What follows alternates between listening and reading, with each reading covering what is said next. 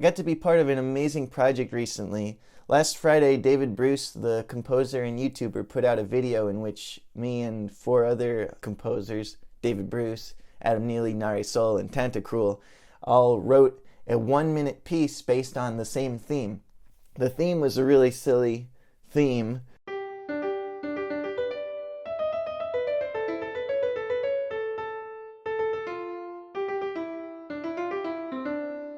It was a difficult writing assignment if you're trying to make something that's badass. But everybody made something badass, and you should really look at the video. I mean, it's definitely one of the coolest videos or projects I think I've ever been part of. All the pieces were performed live by this incredible ensemble called Chroma Ensemble.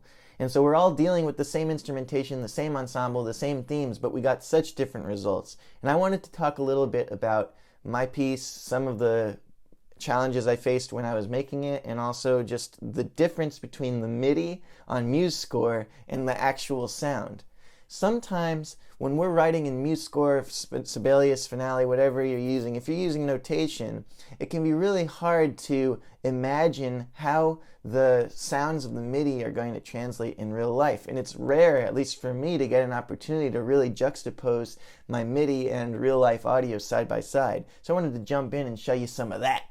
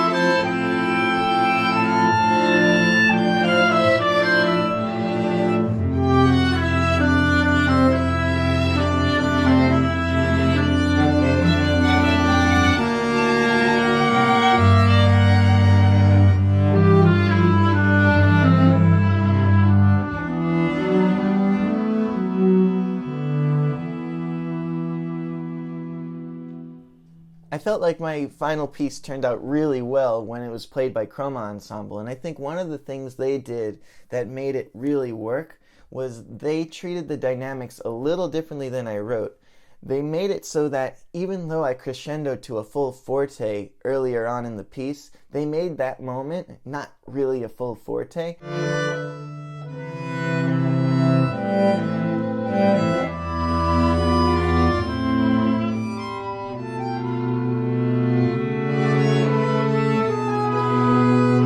They saved their forte juice for the end.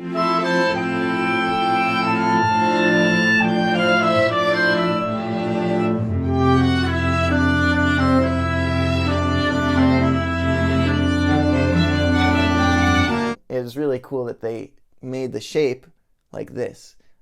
A wave, a little dip, and then a bigger wave. This is an example also of the ensemble looking at what's there on the score and really putting themselves into it in the best way, where they're like taking full responsibility for making sure that the piece sounds really great and not getting hung up on like, well, this composer should have written this way, or like being negative. They're instead being really like caring and nurturing towards the piece. You can tell by the way they played it with a lot of soul and a lot of feeling.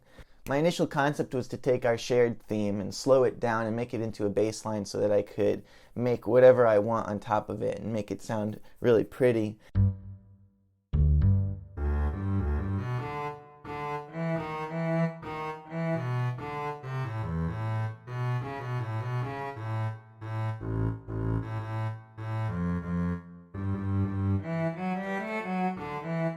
And so I did that, and it's funny, I actually had to start over twice. Mainly because I was really having a hard time imagining how the piece would translate into a live ensemble. Because now that I'm listening back to my previous drafts, they're not that bad. Like, I could have definitely made them into a piece. And it's not really normal for me to just scrap everything and start over. But I was feeling a lot of pressure with this project because I knew that whatever I did would probably be heard a lot. And also, you know, if I'm being completely honest, I want to look good in front of lots of people, even though I try my best to care as little as possible. The truth is, you know, I'm naturally inclined to want people to admire me. And so that was kind of getting in the way of the writing a little. I almost finished a whole first draft of this project before I started all over again. And as you can see, I kept the same concept. I have the bass line going bum, bum, bum, bum, bum, bum, bum, bum, bum,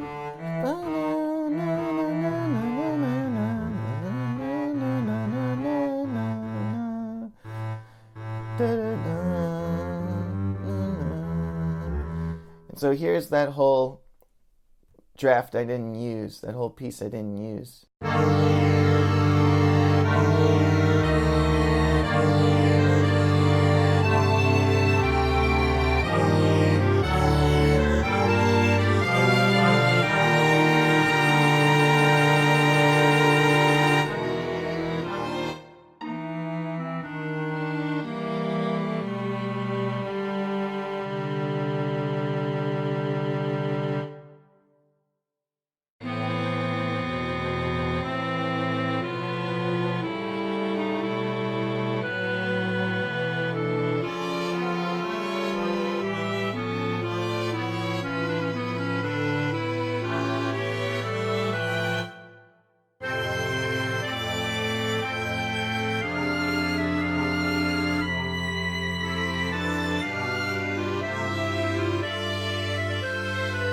And then I stopped, and I still had some more bass line to go. Ya dee da dee dee, the lick.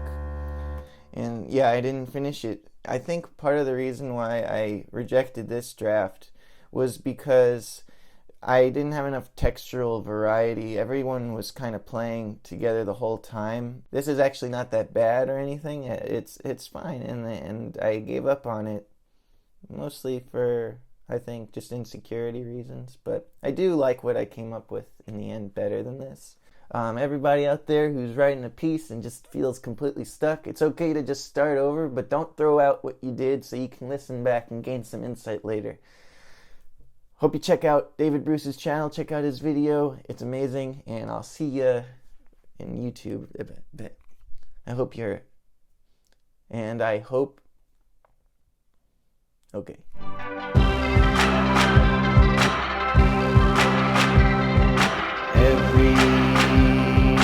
Everybody